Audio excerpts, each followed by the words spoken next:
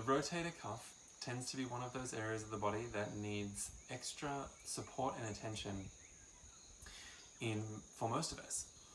The rotator cuff is comprised of 4 muscles, and these muscles help to really stabilize the main shoulder joint, which is where the arm meets the shoulder blade.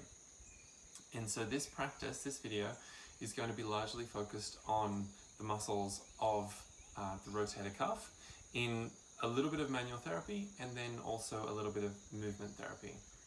Now, if you haven't got your rad rollers at home, using something like a rolling pin for this one will be helpful. Again, have the rolling pin wrapped in a little towel or a blanket or something like that to give it an extra little bit of cushioning, so that it's not, it's got a little bit of give, it's got a little bit of space for you to sink into, okay?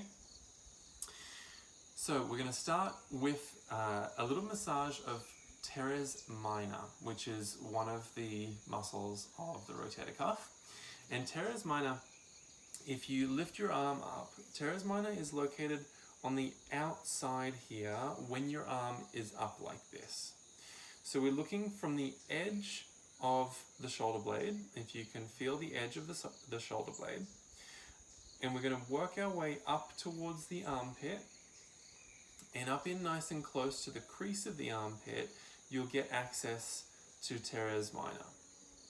Teres minor is one of the muscles that helps with external rotation of the arm, and so what you might do is, if you think you've found it, you might also then externally rotate the arm and do a little test and see. If you can feel the muscle pushing into your fingers, chances are you've found the right muscle.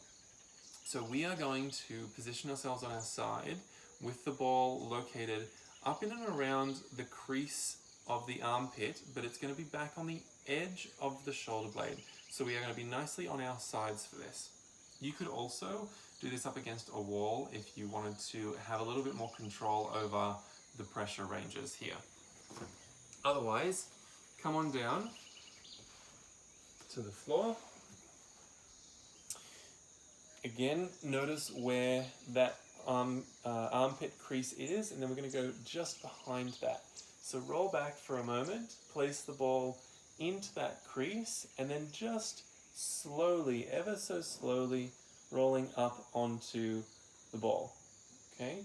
Now, because a lot of us need some good work of the rotator cuff muscles, this tends to be a little bit intense. So go slowly, and if you need to back off at any stage, please do so. When you find a spot in teres minor, you'll generally know it because of its intensity. So once you've found it, pause and wait. And we're just going to work one spot per side in the video, but of course if you want to keep exploring these muscles around the shoulder here, you are more than welcome to. When you find the right spot, again settling in, there's no need to move unless you're unsure if you're on the right spot, at which point you can add in a little external rotation again, and if the muscle is pushing into the prop, then you've still got the right spot, okay? And we're going to pause there, taking some nice deep breaths in and out through your nose.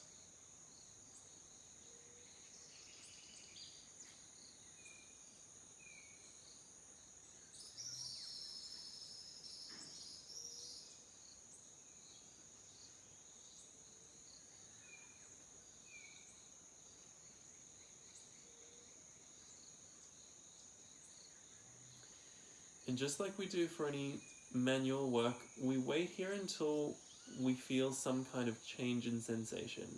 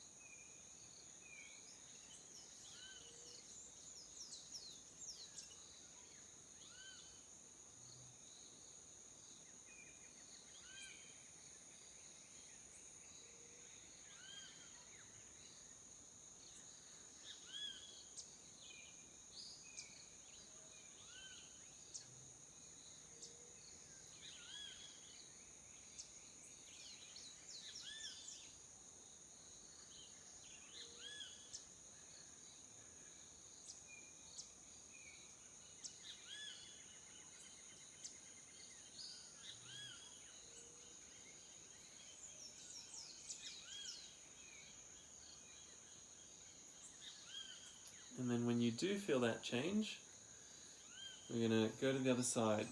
Again, if you want to do some more spots there, go for it. And then we're going to come over, switch sides, find the crease of the armpit, and then slowly come up and onto the ball. And again, chances are you will know pretty soon if you've got the right spot. It tends to be quite intense. You might need a few moments to release and then come back in a little bit slower. If you want to do the double check that you've got it, a little external rotation of the arm.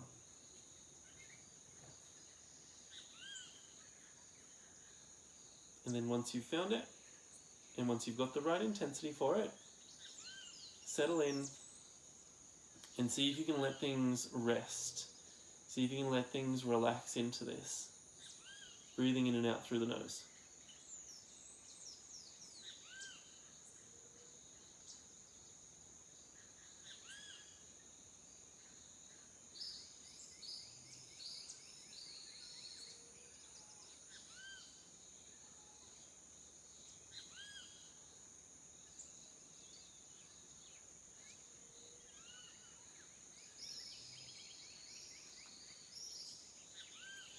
Part of the reason why some manual therapy is helpful, other than releasing extra tension that might be found in a particular muscle, if you have what are called trigger points, and we won't go too much into what trigger points are in terms of their physiology, but if you have trigger points in a muscle, which tends to happen in either overused or underused muscles, if you have trigger points, it reduces the functionality of the muscle. And so giving some massage before moving, for example, you end up getting a little bit more availability of muscle contraction. And so it helps to set you up for a little bit more control in the action. And that's especially helpful in those muscles that don't tend to get the right amount of activity that they would like.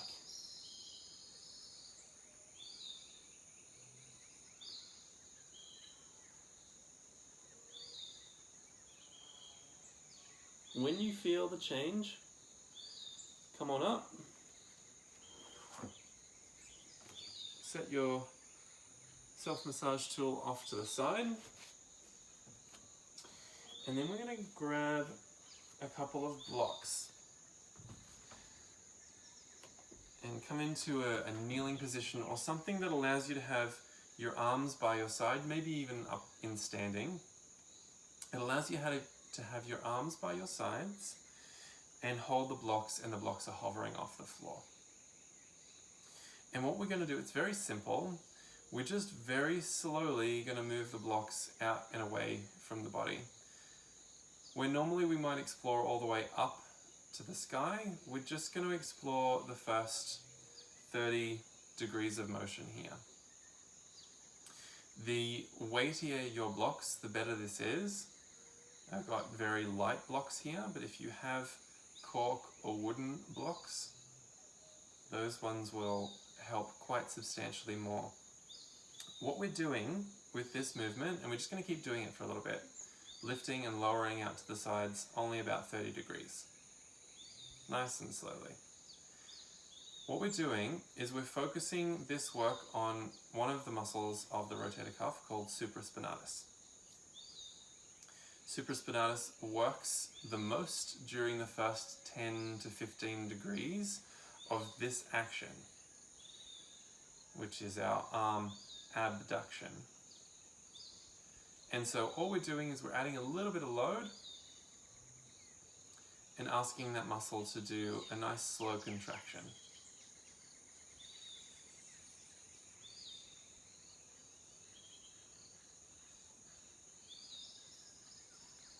If you've ever lifted some, let's say, heavy grocery bags and you've piled them on your hands so that you don't have to make a second trip, chances are that when you've held them by your sides and you've got substantial weight in each hand and you've been walking to the kitchen or wherever you're dropping the groceries off, chances are you've felt supraspinatus getting a little bit used, shall we say. Because what it's trying to do is it's trying to pull the groceries slightly away from your body so that you don't kick them with your knees. And it's quite a lot of weight. So the heavier your blocks, or maybe you've got some groceries hanging around, maybe you do this with some groceries in each hand. The heavier they are, the more this muscle will come to engage. So we're just going to do this a couple more times. You may not necessarily feel fatigue in those muscles, and that's totally okay. We're still isolating the muscle in contraction here.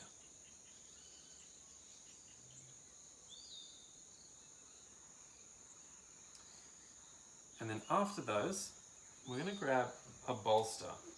Now, if you don't have a bolster at home, we're looking for something or a series of blankets that can create a nice stack for you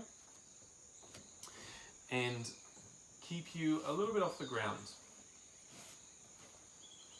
So if you can build something that gives you a little bit of distance off the floor, and I'm lucky enough that I also have a blanket here for my head. Okay. If you can build something that keeps you a little bit off the floor, what that will mean is you have a little bit more range at the shoulder girdle. It builds up the floor and it allows us to go back a little bit further through our range here at the shoulder girdle. And for this particular practice, that's quite helpful. So we're going to set these off to the side just for a moment. And then what we're going to do is just reach the arms up overhead and just hovering the hands really slowly. I think the howler monkeys like this one. We're just going to hover the hands slightly off the floor. And we're going to go up and back all the way through a nice big arc up from above the head down to next to the hips.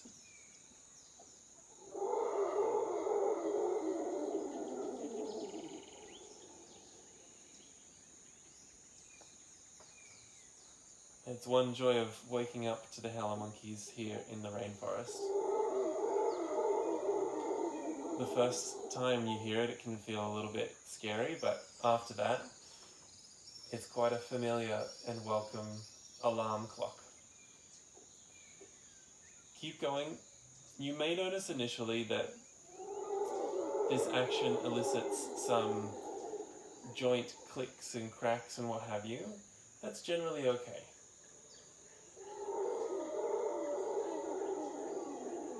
Especially if there's no accompanying discomfort with those little noises, we're okay. So just keep going. As you go, allow your hands to turn as necessary. You'll notice that as you move that your palms want to turn up at a certain point in the range, and at a certain point in the range your palms want to turn down. And just allow that to happen. It's a little bit of rotation in the shoulder there.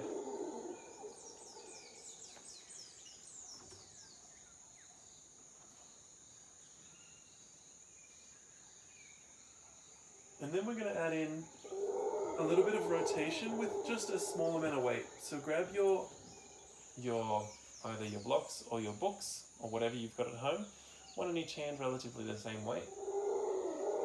And we're just going to bend the elbows to 90 degrees, and we're going to take the arms up to about 90 degrees of abduction from the sides of our body, and then think about bringing the elbows closer towards the floor if you can. From this position, we're going to add in rotation. So keeping the elbows as close to the floor as you can, come into internal rotation at the shoulder girdle, and then slowly switch to external rotation.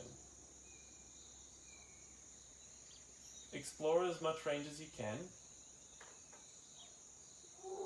and we're going to do that a number of times for each rotation.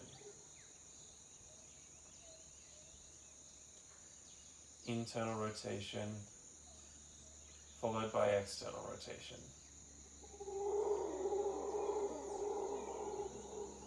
Instead of just letting gravity do this work for you, at the end of your range, see if you can add in a little bit more of the action.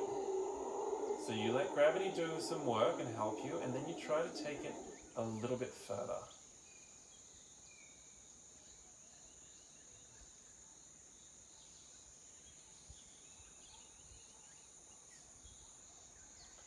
And we repeat.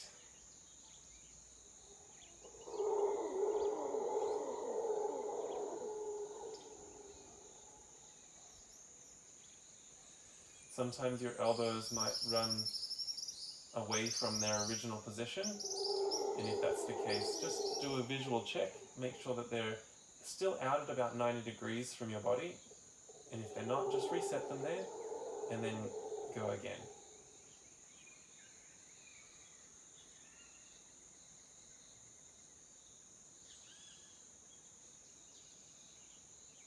As you do this, you may notice some differences between your sides.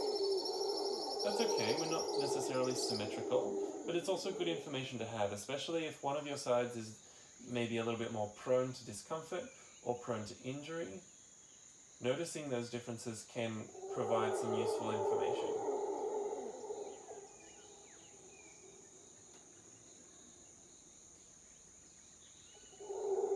We're going to do one more of each of those, and again, try to see if you've got a little bit more range at the end.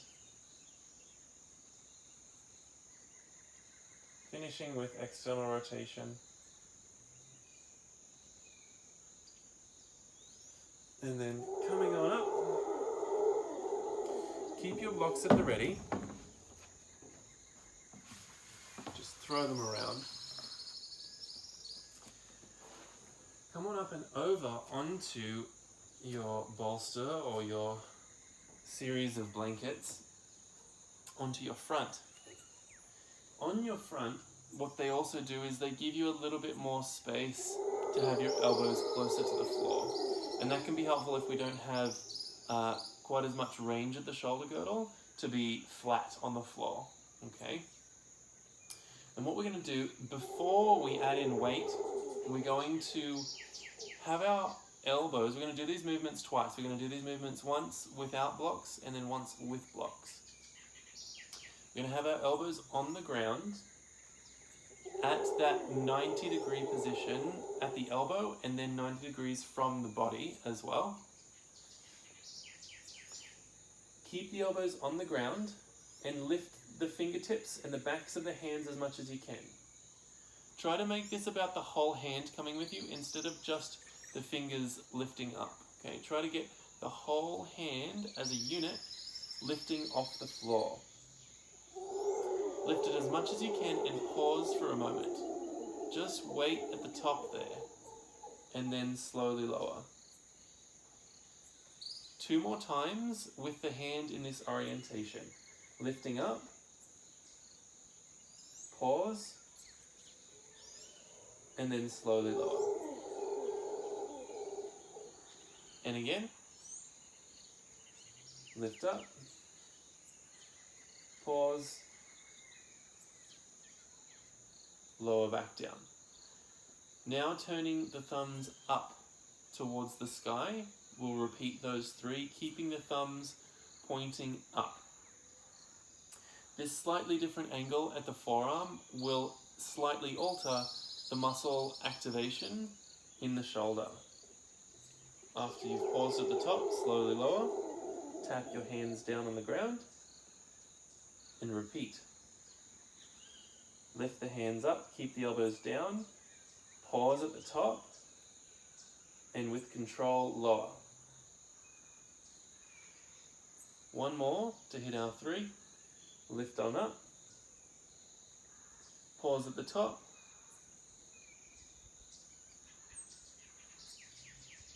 lower slowly. Third variation is to turn our thumbs down and pinky finger up. This is perhaps the more challenging one. So try hard to keep the pinky finger lifted up, keep the elbows down, and then lift the hands off the floor as much as you can. Pause at the top. Lower with control. 2 more of these. See if you can get a little bit more height each time. A little bit more height.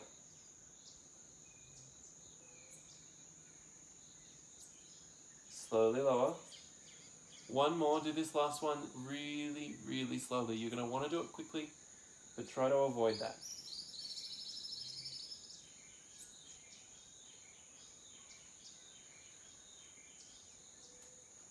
Once you've done your first round here, know that we're going to come back with our blocks, but for now, we're going to move on to a slightly different set of rotational exercises, and we're going to do the same variations with the hands, but now our elbows are going to be tucked into the sides. This means that your elbows are not going to be on the floor. They're going to be really tucked in nice and close as possible to the sides. You're also going to try and bring your shoulder blades together behind you. So some nice retraction of the shoulder blades. Keep the elbows tucked into the sides. Squeeze them in as much as you can. And then the first variation was with our palms down. So keep the elbows in position and then lift the hands off the floor as much as you can again. Pause at the top and slowly lower. 2 more of these. Nice and slowly. Having the arms in this position by our sides changes the muscles that we're asking to do this work. Tap down slowly and repeat. This one's going to get more infraspinatus, which is one of the muscles on the back of the shoulder blade. After you've paused at the top, slowly lower. You may notice that this one's a little bit more challenging. Infraspinatus tends to not have the strength that we would like it to have. Turn the thumbs up. Try to keep the elbows at 90 degrees. They may want to try changing their angle, but don't let them. Keep them at 90 degrees. Keep the elbows tucked into the sides. Thumbs up. Shoulder blades together. Lift on up. Lift up as high as you can with the thumbs, and then tap down with control. Notice if the elbows try to run away from your sides, keep them tucked in. Slowly lower on the second one. On the third one, lift, pause, and lower with control. Third variation, our pinky fingers pointing up and our thumbs down to the ground. Draw the shoulder blades into retraction. Tuck the elbows into the sides and repeat. Lift on up. Pause at the top. With control, lower and tap and repeat. Keep the elbows tucked in. Elbows tucked in. Tap down. 1 more. Lift, lift, lift. Pause at the top and slowly lower. Now, the joy is, you're probably feeling that quite generously already. But now what we're going to do is we're going to have a little bit of fun with it. You can say as many swear words as you like at home. I can't hear you, and so that's okay. And now we're going to add a little bit of weight. You might find your blocks, if you have blocks. If your blocks are cork or wood, I'm very sorry for you. If they are not, if they're foam, then that's probably best. Otherwise, if you have something that is a medium weight, it's not super light, but it's also not very heavy. It's not the weight of a cork block, for example. You can hold them in the hands as well. Okay? Come back to your original first position with your elbows out to the sides at 90 degrees and at 90 degrees from the torso. Palms down. Now, however you can grab the block with palms down is best. And we're going to keep the elbows down again. Lift the hands up as much as possible. You may notice that there's maybe a little bit more range now after some of the other work. Tap the block down, or whatever prop it is that you have, and repeat. Pausing at the top, see if you can keep that range before lowering to tap one more, lifting on up as much as you can, and then a gradual lowering of your prop. Turn so that the thumbs are up to the sky, and repeat.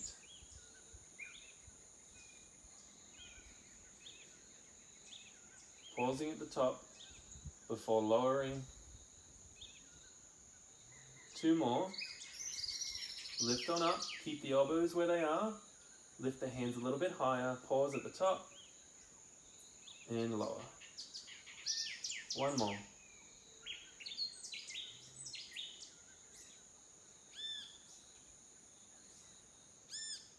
Slowly lowering. Now turn the hands the other way so that the pinky finger is pointing up and the thumb is down. And we've got 3 of these. Keep the elbows where they are. Try to keep the pinky finger leading the chase. Pause at the top and slowly lower. Tap down. 2 more. Lift on up as much as you can. And then slowly lower. 1 more. Blessedly 1 more. Pause at the top. Gradually lower. And set your hands down. Now, try not to think too much about it. Bring the elbows into the sides. Bring the scapula, bring the shoulder blades together behind you. Have your palms facing down. I'm going to apologize in advance, and though the long game means that your shoulder and your rotator cuff will be stronger as a result of this, okay? So also, as well as apologizing, you're also welcome. Hug the elbows into the sides, palms face down, and then lift the block as much as you can off the floor, as much as you can. And then slowly tap down. 2 more. Lift the block, keep the elbows tucked in, squeeze the blocks higher off the ground, and then lower. 1 more. Lift, hover, pause, enjoy the shake. Tap down, turn the thumbs up, repeat. Lift the blocks, lift, lift, lift, pause at the top, gradually lower, tap down, lift, keep the elbows tucked into the sides, elbows at 90 degrees, slowly tap down. 1 more with this orientation, lift, pause, and slowly lower. Now turn the pinky fingers up, hug the elbows in, squeeze the shoulder blades together behind you, lift, lift, lift. Don't let those elbows run away. Tap down. 2 more. Lift, lift, lift. Enjoy the shake. Tap down gradually. 1 more, slower than you want to. Pause at the top longer than you want to. And then slowly lower all the way down. And set your blocks down on the ground. Come up and off your prop, your series of props. And there we have it. We've had some really good care for our rotator cuff muscles. This is really wonderful rehab if you've ever had any rotator cuff issues, and chances are if you have, you will have noticed that it's quite a substantial amount of work for those small muscles. It's also wonderful prehab if you've never had any shoulder stuff go on. This is wonderful. This is a wonderful way to keep the rotator cuff muscles happy, healthy, and moving well, and stabilizing the joint well. And so you can use this as its own movement practice, but also you can use it as preparation for a lot of other movement practices. if you are working on some hand balances in a yoga practice, for example, this is a wonderful way to prepare the shoulder girdle with the strength and the support to stabilize you through those hand balance practices, okay? So hopefully you feel like those muscles have been well used. You feel like there's a little bit more degree of, a little bit of a greater degree of freedom of movement at the shoulder at the moment, and hopefully those benefits start to last if you repeat this video a few times, okay? Thank you so much for joining me in the video, and I will see you again very soon.